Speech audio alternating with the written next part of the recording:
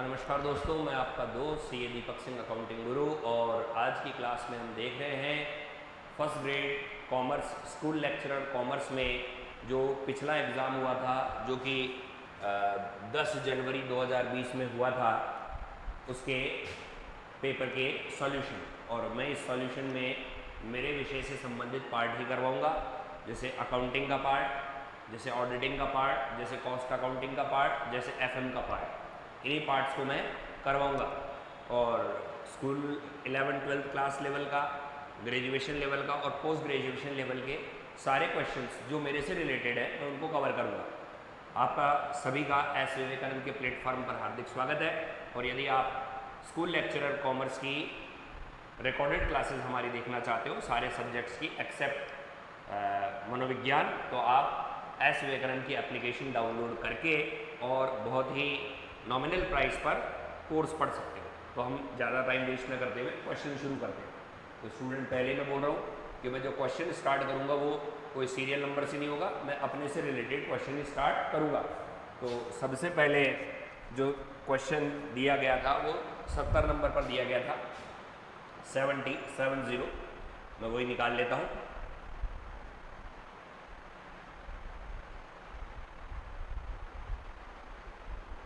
ये देखिए, पहला सवाल आपकी स्क्रीन पर नजर आ गया होगा। पूर्वदत्त किराया खाता है, इंग्लिश में भी आपके सामने है। प्रीपेड रेंट एक कौन सा खाता है? तो स्टूडेंट, पूर्वदत्त किराया आप लोग जानते हैं कि पूर्वदत्त किराया पर्सनल नेचर का अकाउंट है। तो इसमें तो वैसे पर्सनल नेचर के अंदर सब टाइप नहीं पूछे हैं, लेकिन यदि मैं आपसे पूछूं कि प्रीपेड खाता है जो व्यक्तिगत में भी कौन सा प्रकृति का खाता है, तो आप मुझे कमेंट ऑप्शन में ज़रूर जवाब दें कि पर्सनल के अंदर भी 3 प्रकार होते हैं, उसमें से कौन सा है। अभी इसका आंसर व्यक्तिगत खाता है, आपको कमेंट ऑप्शन में जवाब देना है कि ये पर्सनल में भी कौन सी प्रकृति का खाता है, सब टाइप इसका कौन सा है। नेक्स्ट, कौन सा विकल्प लेखांकन प्रक्रिया के सही क्रम को दर्शाता है? Which option show the correct sequence of accounting process? तो स्टूडेंट, ये अकाउंटिंग प्रोसेस चैप्टर का क्वेश्चन है।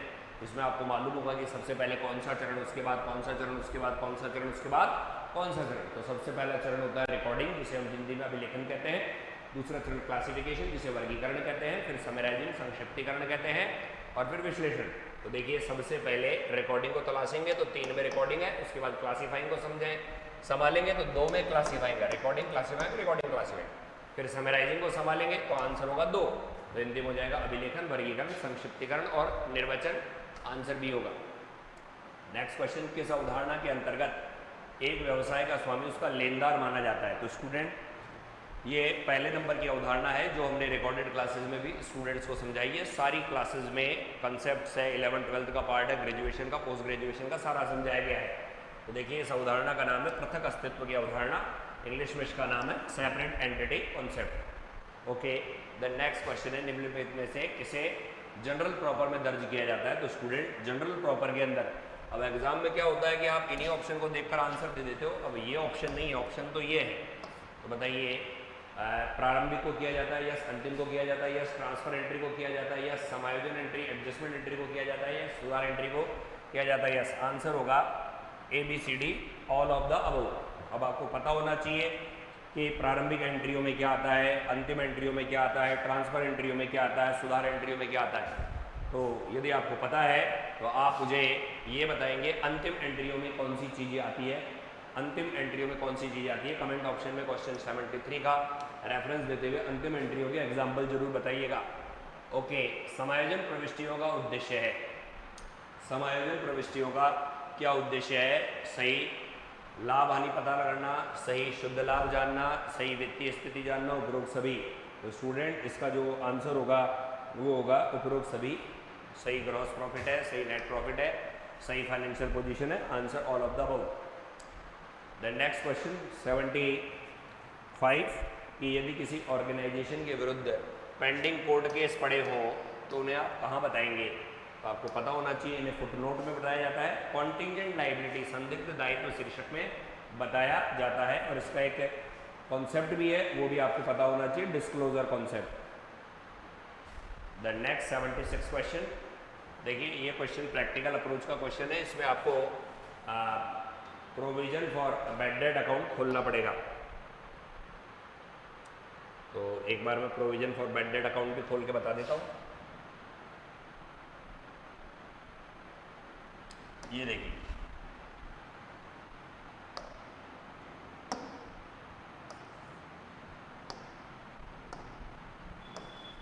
प्रोविजन फॉर बैड डेट, ये मैंने लिखा बाय बैलेंस BD, ये मैंने लिखा to balance CD,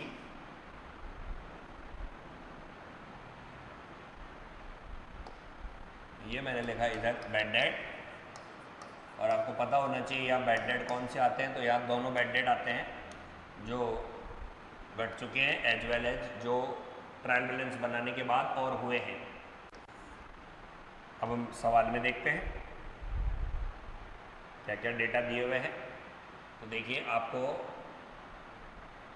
opening provision for bad debt 10,000 दिया है, बैड डेट 3,000 दिए हैं, एडजस्टेड बैड डेट 1,000 दिए हैं, और प्रोविजन आपको 5% करना है, डेटर आपके 1 लाख है।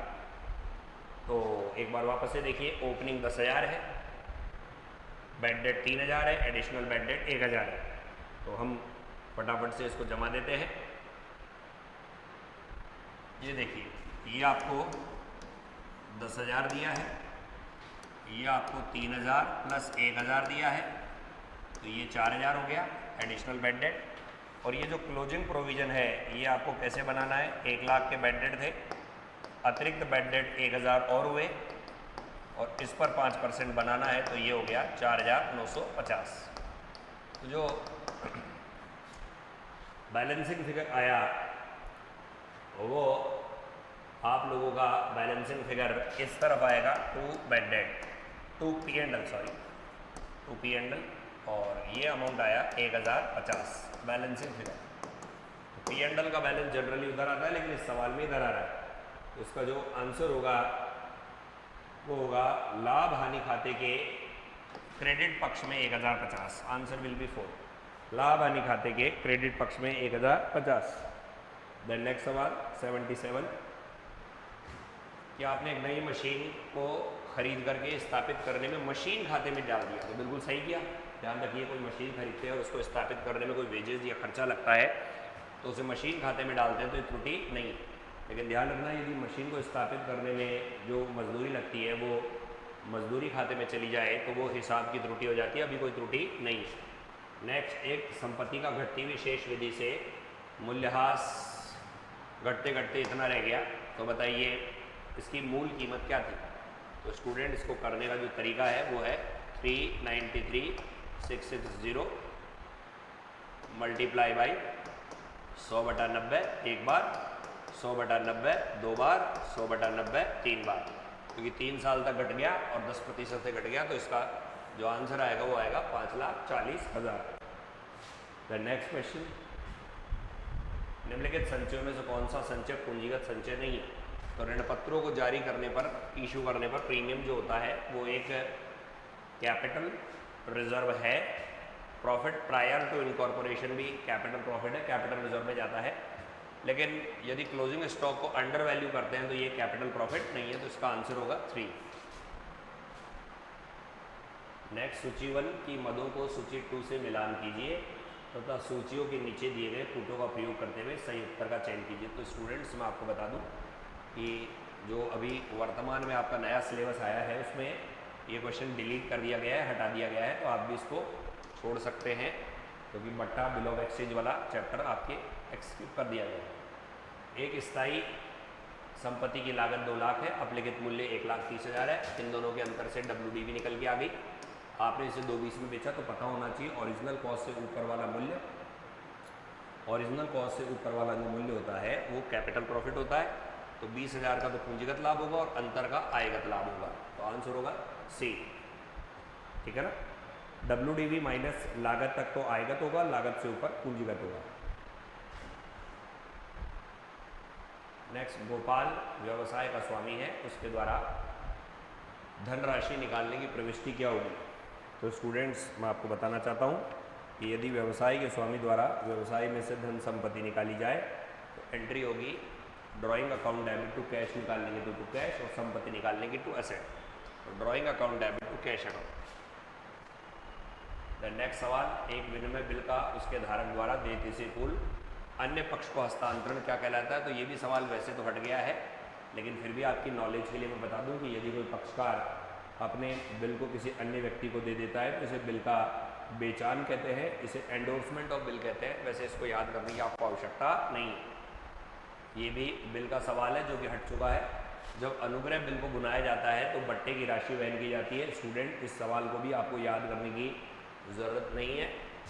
तो इसका जो आंसर होगा ड्रॉवर और एक्सेप्टर के रेशो ऑफ फंड जो के द्वारा यूज़ किया जा रहा है, वैसे ये याद करने की ज़रूरत नहीं है। नेक्स्ट, एक्स और वाई की पूंजी 48 और 31,000 है। उन्होंने जेड को 1/4 हिस्से के लिए प्रवेश दिया। जेड अपनी पूंजी 30,000 आता है, तो जेड के हिस्से की ख्याति क्या होगी? तो स्टूडेंट्स यहाँ पर हिडन गुडविल के हिसाब से इस क्वेश्चन को निकालना पड़ेगा और हिडन गुडविल का जो फार्मूला होता है उसके अकॉर्डिंग इस क्वेश्चन को सॉल्व करना पड़ेगा। अब आपको हिडन गुडविल का पहले तो फार्मूला पता होना चाहिए कि नए पार्टनर के द्वारा लाई गई पूंजी इनटू उसके रेशो का उल्टा 4/1 माइनस 48 ओल्ड पार्टनर्स की कैपिटल 48 + 31 प्लस नए पार्टनर की कैपिटल। तो ये हो गया 120 माइनस 3 0 8 और 1 9 4 3 7 3 10 1,09,000। तो ये हो गया 11,000। This is hidden goodwill. अब हिडन गुडविल में 1/4 से गुणा कर दो क्योंकि उसके हिस्से की ख्याति देखनी है। तो 4 दूना 8, 3 बचे 4 7 28, 2 बचे 2,750। तो देखिए इस क्वेश्चन को निकालने का तरीका क्या है। हिडन गुडविल, हिडन गुडविल का फार्मूला क्या है? नए साझेदार द्वारा लाई गई कैपिटल इनटू उसके रेशो का, जो उसका रेशो है 1/4, इसका उल्टा ओल्ड पार्टनर की कैपिटल 48 + 31 प्लस नए पार्टनर की कैपिटल 30। इससे टोटल हिडन गुडविल निकल जाएगी, उसका 1/4 करके क्वेश्चन सॉल्व कर दिया। नेक्स्ट, आदर्श लिमिटेड द्वारा 10 रुपये प्रत्येक, जिसमें से 7 रुपये मांगा गया, 7 रुपये मांगा गया के 40 अंश हरण कर लिए गए, जिन पर विराट एक अगला व्यक्ति है 5 रुपये प्रति अंश का भुगतान किया गया था। इनमें से 30 अंश प्रति अंश 6 रुपये की दर पर पूर्ण प्रदत्त रूप में तरुण को पुनः जारी किए गए। पूंजी संचय की राशि ज्ञात करो। तो स्टूडेंट, इसका जो तरीका है वो ये है कि आप मुझे बताइए कितने अंश जब्त किए? 40। और जब्त कौन से पैसे होते हैं जो मिल गए हैं? तो जो विराट है उसमें कितने रुपए दे दिए थे? 5। तो 40 पंजे 200, उसमें से 30 अंश रीइश्यू किए गए फुल्ली पेड अप। तो आप मुझे बताइए जारी किए गए अंश 30, प्रति अंश जब्त राशि 5 और reissue to Tarun as a fully paid up. अब देखिए यहाँ पर एक प्रॉब्लम आ गई कि तरुण ने उन्हें फुल्ली पेड अप जारी किया। तरुण ने इन शेयर्स को क्या किया है? फुल्ली पेड अप जारी किया है। फुल्ली पेड अप 4 रुपये 6 रुपये पर शेयर। इसका मतलब है कि तरुण ने 10 रुपये के शेयर के को 6 रुपये में जारी किया फुल्ली पेड अप मान के। इसका मतलब बट्टा 4 रुपये का दिया। तो इसके अंदर कई लोचे हो गए। कुछ लोगों ने कहा कि जो पुराने वाले शेयर 7 रुपये के कॉल्ड अप है तो ये फुल्ली पेड अप वैसे वैसे कैसे हो गए? वैसे इसका आंसर 30 रुपये आना चाहिए, लेकिन जब कॉपी चेक की गई तो इस प्रश्न को डिलीट कर दिया गया। इस प्रश्न के सभी को बोनस नंबर दे दिए गए 30। वैसे इसका आंसर 30 होना चाहिए। द नेक्स्ट, वसूली पर लाभ अथवा हानि को सभी साझेदारों के पूंजी खातों में ट्रांसफ़र किया जाता है। रियलाइजेशन प्रॉफिट को और लॉस को पार्टनर्स को की कैपिटल में किस रेशो में डाला जाता है? तो इसका आंसर है प्रॉफिट एंड लॉस रेशो में 87 में आंसर आएगा 1। नेक्स्ट, जब ऋण पत्रों का शोधन हो जाए और रिडीम हो जाए और उनके DRR अकाउंट में बैलेंस पड़ा रहे तो उस DRR को कौन से खाते में ट्रांसफ़र किया जाएगा? तो इसका आंसर है जनरल रिजर्व अकाउंट में। आंसर होगा सामान्य संचय खाते में।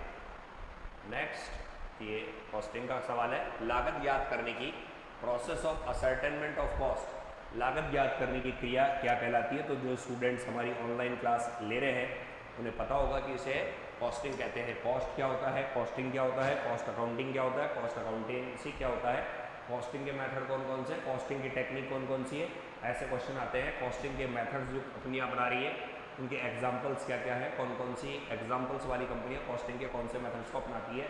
एग्जाम में किसी भी तरह का सवाल आ सकता है। ईंट बनाने वाली इंडस्ट्री कॉस्टिंग का कौन सा मेथड यूज़ करती है, कोयले वाली इंडस्ट्री कौन सी का कॉस्टिंग का कौन सा मेथड यूज़ करती है, साइकिल वाली इंडस्ट्री कॉस्टिंग का कौन सा मेथड यूज़ करती है।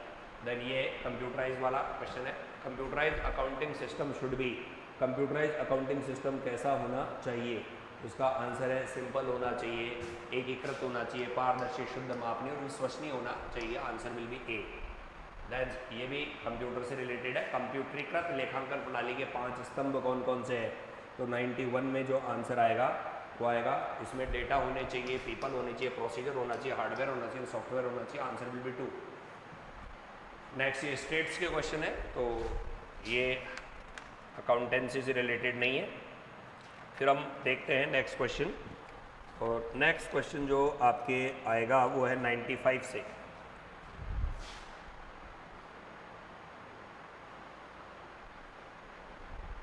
ऋण पत्रों के निर्गमन पर बट्टा या हानि जो कि चिट्टे की तिथि के 12 माह पश्चात संचालन चक्र की अवधि के पश्चात अप्लिकेट हुआ के रूप में दर्शाया जाता है। भैया आपने डिस्काउंट दिया या डिबेंचर जारी करने पर आपने बट्टा या लॉस हुआ, तो ये कौन से हेड में आएगा जो कि 12 महीने बाद में अप्लिकेट होगा। तो आपको पता होना चाहिए कि जो 12 महीने से कम का होता है वो तो करंट लायबिलिटी में होता है, और जो करंट एसेट्स में होता है, और जो 12 महीने से ज़्यादा का है तो वो अदर नॉन करंट्स में आएगा। तो आंसर इसका होगा अदर नॉन करंट एसेट्स, क्योंकि हानि या हानि की प्रकृति डीआर होती है, अदर नॉन करंट एसेट्स में आएगा। देन कंपनी अधिनियम 2013 के अनुसार कंपनी के वित्तीय विवरण किस प्रारूप में बनाए जाते हैं, तो स्टूडेंट्स कंपनी के जो वित्तीय विवरण है उसका प्रारूप है वर्टिकल प्रारूप है, रिपोर्ट प्रारूप है। देखिए यूँ आता है, पहले इक्विटी एंड लायबिलिटीज लिखी हो जाती है, फिर एसेट्स लिखा हुआ आता है। नेक्स्ट, निम्नलिखित में से कौन सी कॉस्टिंग का मेथड नहीं है, तो बहुत ही बढ़िया क्वेश्चन है। कॉन्ट्रैक्ट कॉस्टिंग कॉस्टिंग का मेथड है, जॉब कॉस्टिंग कॉस्टिंग का मेथड है, प्रोसेस कॉस्टिंग कॉस्टिंग का मेथड है, लेकिन ये कॉस्टिंग का मेथड नहीं है, कॉस्टिंग की टेक्निक है। तो 97 में जो आंसर आएगा वो आएगा 4। द नेक्स्ट क्वेश्चन है 98, वह है तकनीक जिसमें संपत्ति और दायित्वों को 100 में परिवर्तित करके उनका तुलनात्मक अध्ययन किया जाता है। उस तकनीक का नाम क्या है, ऑप्शन दिए हुए हैं। ऑप्शन के अंतर्गत तुलनात्मक चिट्टा है, समानाकार चिट्टा है, प्रवृत्ति विश्लेषण है, अनुपात विश्लेषण है। तो देखिए 100 में परिवर्तित करने का उद्देश्य है कंपैरेटिव बैलेंस शीट बनाना, कॉमन साइज बैलेंस शीट बनाना, ट्रेंड एनालिसिस करना, रेशियो एनालिसिस करना। तो यहाँ पर जो आंसर होगा आएगा वो आएगा कॉमन साइज, समानाकार चिट्टा बनाना। 100 का बेस लेकर के सारे चिट्टों को एक साथ करके फिर उनका विश्लेषण करना। Answer will B common size balance sheet. Next, निम्नलिखित में से कौन सा रोकड़ अंतर प्रवाह नहीं है, इसमें कैश का इनफ्लो नहीं होगा। तो स्टूडेंट्स इसका आंसर जो है वो चेक करते हैं। ऋण पत्रों के निर्गमन से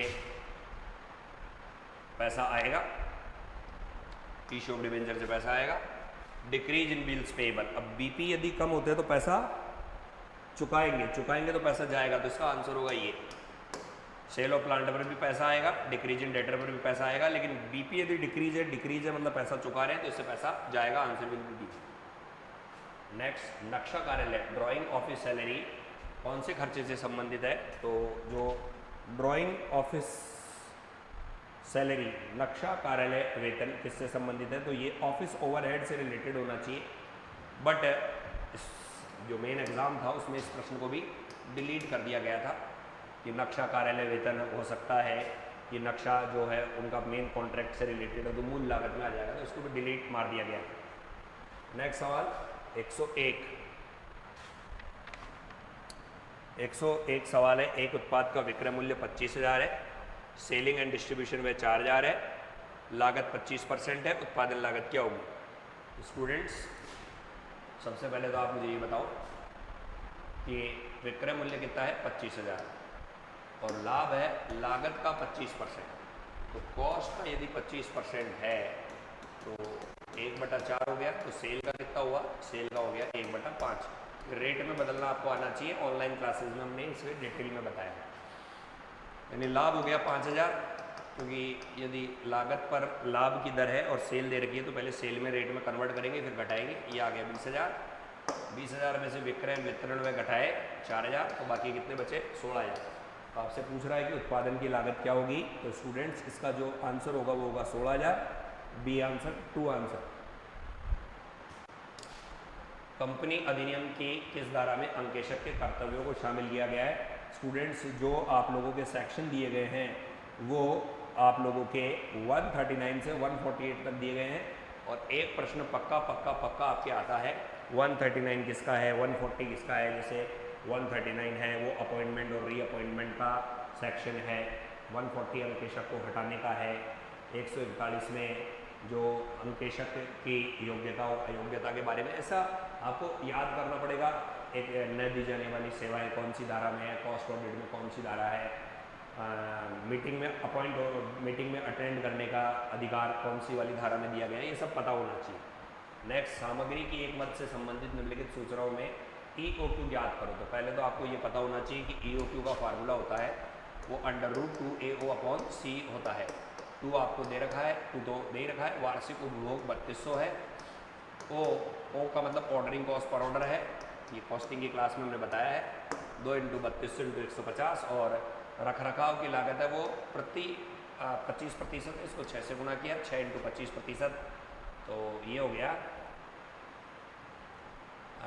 1.5। इसको हल कर लो, और अब कहोगे कि सर इसको हल कैसे करेंगे, तो भाई ये तो आप लोगों को ही मेहनत करनी पड़ेगी। इसमें 2 × 3200 × 150 डिवाइडेड बाई 1.5, तो ये करीब 800 आ जाएगा। तो 103 जो क्वेश्चन है उसके अंदर जो आंसर आएगा वो आएगा 800। नेक्स्ट, निम्नलिखित में से कौन सी इन्वेस्टिंग एक्टिविटी है, निवेश क्रिया है? तो ऋण पत्रों का शोधन तो F फाइनेंसिंग एक्टिविटी है। लाभांश जो चुकाना है ये भी गैर वित्तीय या वित्तीय हो, ये भी फाइनेंसिंग एक्टिविटी है। लाभांश प्राप्त किया केवल गैर वित्तीय कंपनी है, तो लाभांश यदि आप प्राप्त कर रहे हो तो ये एक इन्वेस्टिंग एक्टिविटी के अंतर्गत आता है, क्योंकि आपका मुख्य काम इन्वेस्टमेंट करना नहीं है। अतः यदि आपको लाभांश प्राप्त हो रहा है तो वो एक तरह का ब्याज और लाभांश आपकी इन्वेस्टिंग प्लस एक्टिविटी है, और अंशों के निर्गमन से प्राप्ति ये भी फाइनेंसिंग एक्टिविटी। नेक्स्ट, कर्मचारियों द्वारा किए गए idle time incurred by employee considered normal for the production process should be charged। यदि आइडल टाइम होता है तो पहले आपको ये पता होना चाहिए आइडल टाइम का मतलब क्या होता है। तो आइडल टाइम का मतलब होता है कि जिसमें वेतन तो उठाते हैं बट काम नहीं करते हैं। इस दौरान जो वेतन दिया जाता है वो कारखाना उपरिव्यय का पार्ट होता है, फैक्ट्री ओवरहेड का पार्ट होता है। यानी ये स्टेट्स के क्वेश्चन आ गए 106 से। अब हम देखते हैं आगे हमारे से रिलेटेड क्वेश्चंस कौन से हैं। तो हमारे से रिलेटेड अगला एक क्वेश्चन है वो है 106 नहीं, उसके बाद 107 से। 107 देखिए, इसमें फिक्स्ड ओवरहेड का पता लगाना है। तो सेमी वेरिएबल कॉस्ट को वेरिएबल और फिक्स में बदलने का फार्मूला है difference in cost divided by difference in unit. तो डिफरेंस इन कॉस्ट कितना लिया 800, डिफरेंस इन यूनिट कितना लिया 200। तो ये तो वेरिएबल कॉस्ट पर यूनिट आई 4 रुपये पर यूनिट, 4 रुपये पर यूनिट वेरिएबल कॉस्ट आई।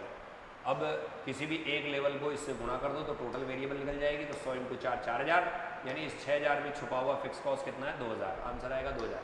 आप चाहो तो इससे भी निकाल सकते थे 1200 × 4 4800, 6800 में से 4800 गए तो कितने बचे 2000। तो 107 में जो आंसर आएगा वो आएगा 1। देन नेक्स्ट 108, पेबैक पीरियड का निम्नलिखित में से कौन सा फीचर नहीं है, विशेषता नहीं है। यह सरल रूप से लागत की पुनर्प्राप्ति रीति है। यह परियोजना की लाभदायकता पर विचार करती है, मुद्रा के समय मूल्य पर विचार नहीं करती। यह परियोजना के संबंध में जोखिम पर विचार नहीं करती। तो वैसे देखा जाए तो ये वाला ज़्यादा करेक्ट होना चाहिए, लेकिन इसको भी एग्जाम में डिलीट कर दिया गया था, सवाल को हटा दिया गया था। बाकी चौथा है it does not consider the risk associated with project. तो रिस्क तो एसोसिएट बताती है कि भाई कितने दिन में आपका पैसा रिटर्न हो गया और उसके बाद भी आपको रिटर्न मिल रहा है कि नहीं मिल रहा है। तो वैसे चौथा सही बोल सकते हैं, लेकिन जो आपका संबंधित संस्थान है उसने तो सवाल को डिलीट ही मार दिया था। नेक्स्ट, एक अंकेशक रखवाली करने वाले, अब ये तो वरदान प्राप्त सवाल है, किंगस्टन कॉटन मिल्स का सवाल है कि एक अंकेशक जो होता है वो वॉचडॉग की तरह होता है, एक खूनी कुत्ता नहीं होता। तो ये 109 हो गया सवाल। देन हाँ, तो यही आपके पूरे सवाल आए थे, हमने सारे सवाल निपटा दिए हैं जो कि अकाउंट्स, ऑडिट और कॉस्ट अकाउंटिंग और एफएम से रिलेटेड थे। आई होप सो आपको समझ में आए होंगे। और यदि आप इन क्वेश्चंस की डेप्थ और गहराई में स्टडी करना चाहते हो तो एस विवेकानंद के प्लेटफॉर्म, जिसका डिस्क्रिप्शन में लिंक दिया गया है, प्लस आपको इंटरनेट, गूगल वगैरह पर सब जानकारी मिल जाएगी। एस विवेकानंद की एप्लीकेशन डाउनलोड कीजिए और संबंधित कोर्स को बहुत ही कम दामों में पढ़ करके परीक्षा की तैयारी कीजिए। धन्यवाद। मैं आपका दीपक सिंह, अकाउंटिंग गुरु, इसी के साथ विदा लेता हूँ। नई क्लास में वापस से मिलेंगे। ओके।